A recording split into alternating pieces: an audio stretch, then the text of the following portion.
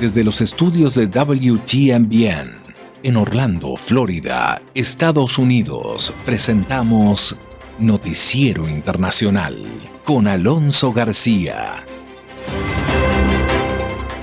Iniciamos un nuevo mes del año 2021, 1 de julio, séptimo mes del año. Y gracias por permitirme compartir los hechos más relevantes de Estados Unidos, América Latina y el mundo, acá en Noticiero Internacional. Estos son los titulares de la presente edición. Autoridades sanitarias de Estados Unidos temen que la presencia de la variante Delta del COVID-19 suponga una amenaza para acabar con la enfermedad en el país. Y en Estados Unidos, aparte de la ola de calor, ahora se suma la de apagones en la costa oeste. Ataques aéreos, milicias iraquíes. Las facciones de las milicias iraquíes respaldadas por Irán juran venganza por los ataques aéreos estadounidenses. Tenemos un completo informe con Héctor Contreras y también una actualización de lo que fue el derrumbe del condominio Surfside. Se reactiva la discrecionalidad de fiscales para definir deportaciones en Estados Unidos. Tenemos la información con Jaime Moreno. Y en Bolivia existe escasez de la segunda dosis de vacuna. Hay mucha incertidumbre porque no llega la segunda dosis de la vacuna rusa Sputnik. Y en Ecuador se avanza con el plan de vacunación. Tenemos toda la información desde Quito con Giselle Jacome. Y en Venezuela, Carolina Alcalde desde Caracas nos estará contando lo que está sucediendo con la supresión de protectores de estados en este país. Mientras que desde Tegucigalpa está Óscar Ortiz con toda la información desde Tegucigalpa, la capital de Honduras, acerca de las vacunas que recibieron el país como donación de los Estados Unidos.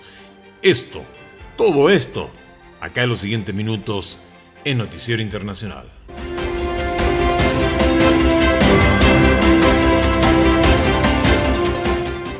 Estamos presentando Noticiero Internacional. Un recorrido por los acontecimientos que son noticia en Estados Unidos, América Latina y el mundo. Este es el momento indicado para quedar bien informado. Vamos a los hechos. Gracias, Juanjo Garone. Vamos de inmediato con el desarrollo de las noticias. Autoridades sanitarias de Estados Unidos temen que la presencia de la variante Delta del COVID-19 suponga una amenaza para acabar con la enfermedad en el país. Judith Martín nos tiene los detalles. Más de 80 países reportan ya la presencia de la variante del COVID-19 detectada por primera vez en la India y conocida como variante Delta. En naciones como Estados Unidos representa más del 20% de los nuevos contagiados y las autoridades sanitarias temen que podría llegar a convertirse en la variante de virus dominante. Y ante este escenario, el doctor Anthony Fauci, principal epidemiólogo del país, aseguró que actualmente supone la mayor amenaza en el intento de eliminar el COVID-19 de Estados Unidos. El doctor Fauci también insistió en la urgencia de vacunarse para aplastar al brote y de este modo evitar un posible retroceso en los avances logrados, y enfatizó en que herramientas tan valiosas como las vacunas deberían ser utilizadas para, entre todos, poner fin al COVID-19 y sus posibles mutaciones. El aumento de la presencia de la variante Delta coincide con la relajación de las medidas de seguridad y la reapertura del país, y es por ello que ciertas autoridades han vuelto a imponer restricciones. Este es el caso de Los Ángeles, y es que el Departamento de Salud Pública del Condado de Los Ángeles emitió una guía para el uso de mascarillas, medida que consideran necesaria hasta que los expertos en ciencia y salud puedan determinar y comprender mejor entre quiénes y cómo se está propagando la variante Delta. Los virus evolucionan y mutan constantemente y de forma natural. Sin embargo, la mayoría de los cambios no son alarmantes, pero sí existe el temor de que algunas variantes evolucionen lo suficiente como para ser más contagiosas, provocar enfermedades más graves o eludir la eficacia de las vacunas. En este caso, la variante Delta consiste en una nueva mutación del COVID-19 y que, según indican los expertos, se propaga más fácilmente, puesto que se adhiere mejor a las células del cuerpo humano. Sin embargo, todavía se desconoce si causa enfermedades más graves, puesto que los datos obtenidos hasta ahora son insuficientes. Nos vamos ahora a la costa oeste de Estados Unidos, donde se están sufriendo altas temperaturas y voraces incendios. A esto ahora se suman importantes apagones. La información con Héctor Contreras. Las elevadas temperaturas registradas al noroeste de Estados Unidos dispararon el consumo de energía de los ciudadanos y, en combinación con los daños presentados por algunas empresas de servicios públicos, provocaron fuertes apagones en la zona. Ejemplo de ello es la empresa Avista, encargada de proporcionar energía eléctrica a ciudades del estado de Washington, y desde donde se vieron obligados a realizar cortes programados durante las últimas jornadas. Ante la caótica situación, la vicepresidenta de la compañía, Heather Rosentrader, aseguró que el número de hogares afectados asciende a más de 21,000 y apuntó que se trataba de un fallo en la distribución. Por su parte, Dennis Vermillion, el presidente de la distribuidora eléctrica, alegó que ante el inesperado pico de la demanda y junto con la tensión de las altas temperaturas, el sistema se vio afectado y como último recurso decidieron cortar la electricidad de miles de clientes en plena ola de calor. En Seattle y Portland, donde se espera que hoy las temperaturas desciendan un poco, las autoridades lamentaron que varias de las muertes registradas en los últimos días están relacionadas con el calor extremo, mientras que en Vancouver, Canadá, los socorristas aseguraron que hasta 2 decenas de muertes podrían atribuirse a las altas temperaturas. En declaraciones a los reporteros en Ginebra, Suiza, una portavoz de la Organización Meteorológica Mundial dijo que si bien los registros han caído en los estados de Oregon y Washington, se trata de una ola de calor excepcional y peligrosa, y aclaró que el oeste de Canadá también ha experimentado un calor inédito, comparable con las temperaturas de lugares cálidos como el Medio Oriente o África del Norte. La funcionaria recalcó que esta es una zona acostumbrada a temperaturas de entre 20 a 30 grados centígrados más frías y que este nivel de calor provocado por el calentamiento global genera amenazas para la salud de los residentes, así como para la agricultura y el medio ambiente. Y en otro ámbito de la noticia, las facciones de las milicias iraquíes respaldadas por Irán juran venganza por los ataques aéreos estadounidenses. Milicias iraquíes respaldadas por Irán prometieron venganza por los ataques aéreos ejecutados por las Fuerzas Armadas de los Estados Unidos durante el fin de semana y en un comunicado conjunto aseguraron que seguirán atacando a las fuerzas estadounidenses. Un portavoz del ejército estadounidense afirmó que las tropas de Estados Unidos en Siria respondieron a un ataque con cohetes que buscaba hostigar una base militar llamada Deir ez-Zor, conocida como Green Village, y por ahora se conoce que esta incursión no causó heridos, aunque todavía se evalúan los daños materiales. Por su parte, la secretaria de prensa de la Casa Blanca, Jen Psaki, dijo a los periodistas que el presidente Joe Biden ordenó la operación para defender el personal estadounidense y agregó: La opinión del presidente es que era una acción necesaria, apropiada y deliberada. Estos ataques están diseñados para limitar el riesgo de escalada y él cree que tomaremos las medidas necesarias y apropiadas para defender al personal estadounidense, socios y aliados en la región. Los bombardeos del domingo constituyeron la segunda vez que la administración Biden ordenó ataques contra grupos respaldados por Irán, y es que a fines de febrero Estados Unidos atacó edificios en Siria pertenecientes a milicias respaldadas por Irán y responsables de ofensas contra personal estadounidense y otros aliados en Irak, según dijo el Pentágono. En tanto, el general Frank McKenzie, jefe del Comando Central de los Estados Unidos, afirmó en una entrevista para La Voz de América que las tropas estadounidenses en Irak han sufrido hasta 3 ataques en poco más de un mes con aviones no tripulados, los cuales no causaron ninguna víctima. Nos vamos al sur de Estados Unidos, en Miami, en donde los equipos de rescate trabajan en exhaustivos turnos de 12 horas en la zona cero del derrumbe parcial de un edificio residencial. El informe con Judith Martín. En el vecindario de Surfside, al norte de Miami, continúan las labores de búsqueda y rescate con la esperanza de encontrar sobrevivientes de entre los escombros, luego del derrumbe parcial de la Torre Champlain, un edificio residencial de 12 plantas, cuando se cumple casi una semana de la tragedia. Hasta ahora suman 12 las personas que perdieron la vida en este terrible suceso, mientras que el número de desaparecidos desciende a 149, entre los cuales hay ciudadanos de Paraguay, Colombia, Venezuela, Argentina y Uruguay. Y el embajador del gobierno interino de Venezuela en Estados Unidos, Carlos Vecchio, se trasladó hasta el lugar de los hechos para expresar su solidaridad a los familiares de las víctimas y autoridades. Les puedo transmitir que he visto la labor con nuestros propios ojos.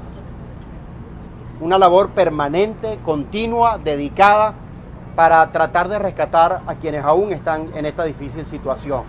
Y mi mensaje a todos los familiares de esperanza, de fe, de que se está haciendo el trabajo, de que se está haciendo un esfuerzo sobrehumano para tratar de rescatar a la mayor cantidad de personas.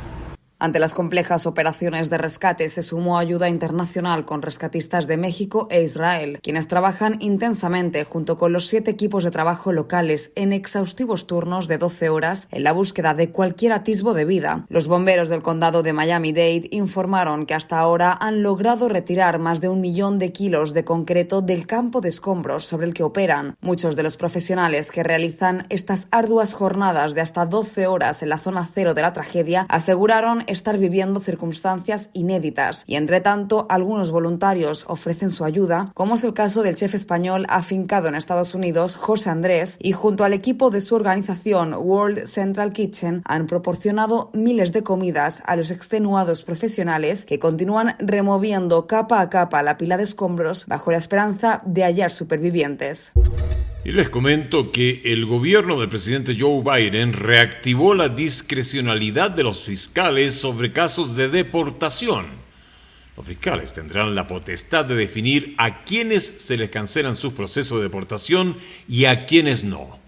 Jaime Moreno nos cuenta desde Washington cuál será el criterio de los fiscales para tomar esas decisiones. La discrecionalidad es una herramienta que le permite a los fiscales cancelar las deportaciones de algunas personas. Al evaluar los casos de manera individual, el fiscal tendrá la potestad de desestimar un proceso de deportación si considera que existen circunstancias especiales. El fiscal va a tratar de ver el comportamiento de la persona. Esta persona ha sido arrestada, esta persona ha pagado los impuestos, esta persona ha hecho lo que un buen inmigrante hace. ¿Cuánto tiempo lleva acá? ¿Qué familiares tiene aquí? ¿Qué hace para trabajar? Todo eso es importante y yo creo que esos son los factores que van a estudiar antes de decidir si van a cancelar un proceso o no. La discreción fiscal no beneficia a las personas que tienen antecedentes criminales en Estados Unidos. Sus procesos de deportación seguirán el curso normal. Aquellos que tienen condenas de crímenes serios, crímenes en contra de la verdad, por ejemplo, fraude es un crimen en contra de la verdad y eso es algo deportable, serio. Crímenes de violencia, absolutamente, asalto, atento asesinato, tráfico de drogas, todos estos crímenes continúan siendo la prioridad del gobierno para deportación. La discrecionalidad de los fiscales desmonta la política de cero tolerancia a la inmigración irregular adoptada por el gobierno de Donald Trump. De acuerdo con el abogado Joseph Maloof, la medida descongestionará las cortes de inmigración y le permitirá a las autoridades acelerar las deportaciones de personas con un pasado criminal grave. Vamos ahora con Noticiero Internacional a Sudamérica, Bolivia. En Bolivia hay incertidumbre por la segunda dosis de la vacuna rusa Sputnik V, debido al retraso en su llegada al país, y ahora se empieza a considerar posibles combinaciones de marcas.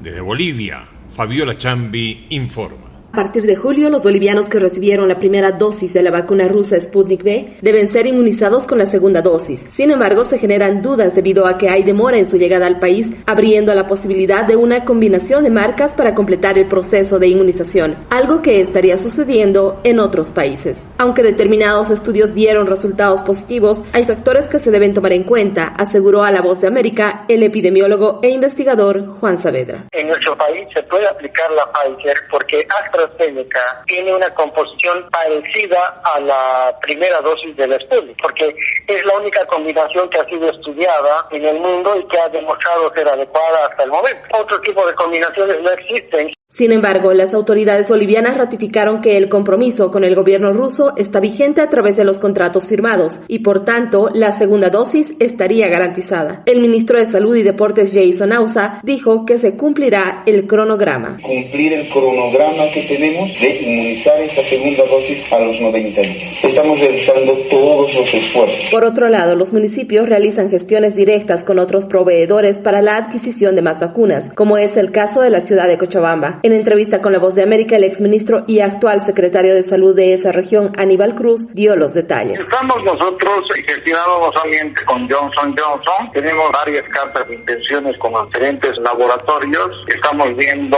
las ofertas que tenemos y no aceptamos intermediarios. El presidente Luis Arce dijo el martes a través de su cuenta de Twitter que en las siguientes semanas llegarían 1 millón de vacunas de Johnson & Johnson correspondientes a la donación de Estados Unidos a través del mecanismo COVAX.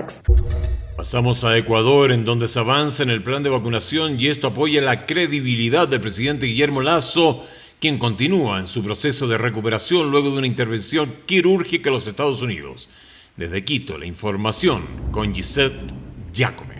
El presidente Guillermo Lasso continúa en su proceso de recuperación después de una operación practicada en los Estados Unidos, pero en su ausencia el plan de vacunación, una de las promesas de campaña, avanza rápidamente. La donación de 2 millones de vacunas de Pfizer por parte del gobierno estadounidense recibió el agradecimiento del presidente Lasso y ha generado reacciones positivas de varios sectores. Víctor Álvarez, presidente del Colegio de Médicos de Pichincha, gremio que criticó fuertemente al gobierno anterior, estos días señaló que se comprometen en el apoyo al proceso. ¿Podemos ayudar? La ministra de Salud, Jimena Garzón, también mencionó que la empresa privada está apoyando con insumos para lograr la vacunación de sus empleados y así iniciar su incorporación desde este 1 de julio para reactivar la economía. Que nos apoyen, pues, con insumos. Nosotros tenemos las vacunas, nosotros solicitamos que esas empresas donen para su personal jeringuillas, que nos apoyen con gente digitadora. Hasta el momento, la empresa privada ha entregado kits de alimentos, implementos de cuidado personal y medicinas a quienes han recibido la vacuna en ciertos puntos estratégicos para estimular el proceso. Raúl Delgado, presidente de la Asociación de Municipalidades, menciona que varios lugares en el país ya podrían lograr la inmunización para iniciar la reactivación. Para lograrlo y empezar a reactivar ya desde los cantones pequeños del país. Hasta el momento, el 84% de la población de adultos mayores en la sierra ha sido inmunizada y más de 4 millones de vacunas han sido colocadas entre la primera y segunda dosis. Y en nuestro viaje por Latinoamérica nos vamos hacia el norte, hacia Venezuela, en donde surgen posiciones encontradas sobre el anuncio del presidente Nicolás Maduro de eliminar la figura de protectorado en el país. Desde Caracas, informa Carolina Alcalde. Políticos venezolanos califican como positivo el anuncio del presidente Nicolás Maduro de que a partir de las elecciones regionales y municipales previstas para el 21 de noviembre, quedan eliminados los denominados protectorados, una figura cuestionada por ser considerada inconstitucional y un mecanismo para mantener el control en estados y municipios donde no gobiernan representantes del chavismo. Para muchos, el anuncio ofrece mejores garantías a quienes dudan en participar en el próximo proceso electoral. A juicio de José Gregorio Correa, diputado opositor de la Asamblea Nacional de Mayoría Chavista, se trata de una buena señal. Los protectorados tienen que ser eliminados desde hoy para que el elector se reencuentre en el centro electoral y que nosotros podamos eliminar esa figura que es tan detestable y que no aparece en ninguna parte de la Constitución. Juan Guaidó, reconocido como presidente interino por decenas de países, aseguró que las promesas vacías tienen poco valor y que solo con acuerdos orientados a la solución del conflicto se podrá hacer cumplir la Constitución. Analistas coinciden en que no ven motivos de celebración tras el anuncio si se aprueban instrumentos legales como la Ley de Ciudades Comunales y sostienen que de igual modo se estaría despojando a los ciudadanos de sus derechos constitucionales. En tanto, Enrique Márquez, rector del Consejo Nacional Electoral, afirmó que la supresión de la figura de protectores estadales es un paso en la dirección correcta y que elimina interferencias en el ejercicio de las competencias que la Constitución garantiza a los gobernadores y estimula la participación electoral. En 2017, el gobierno de Nicolás Maduro nombró a protectores en 5 estados donde la oposición ganó las elecciones regionales. Concluimos así la presente edición de Noticiero Internacional en esta primera emisión del mes de julio. Esta ha sido una producción de la WTMBN y nuestro agradecimiento, por supuesto, como lo hacemos día a día al Broadcasting Board of Governors por el apoyo que nos da para que podamos presentarle a usted la noticia desde el lugar de los hechos. A nombre de todo el equipo, le deseo un maravilloso día.